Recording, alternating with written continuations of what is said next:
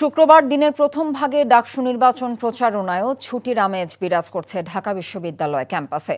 দুপুর 12টা পর্যন্ত ক্যাম্পাসের শিক্ষার্থীদের যেমন আনাগোনা কম, তেমনি প্রতিদ্বন্দ্বী সব প্রার্থীরও প্রচারণা চোখে পড়েনি।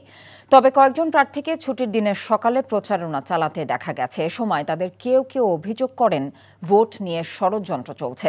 এদিকে ভোটের দিন অপ্রীতিকর ঘটনা এড়াতে বেশ কিছু নির্দেশনা দিয়েছে ঢাকা বিশ্ববিদ্যালয় প্রশাসন। 8 সেপ্টেম্বর রাত 8টা থেকে 10 সেপ্টেম্বর সকাল পর্যন্ত বিশ্ববিদ্যালয়ের 7টি প্রবেশপথে সর্বসাধারণের প্রবেশ বন্ধ ঘোষণা করা হয়েছে। ভোটারদের সুবিধার্থে বিশ্ববিদ্যালয়ের সব রুটের বাস সার্ভিস চালু থাকবে।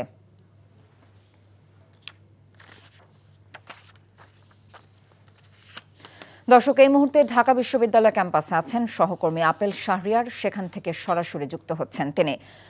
আপেল, আজ প্রধান প্রতিদ্বন্দ্বী প্রার্থীরা কে কোথায় প্রচারণা চালাচ্ছেন, এছাড়া আর কি খবর আছে আপনার কাছে ডাকসু নির্বাচন নিয়ে?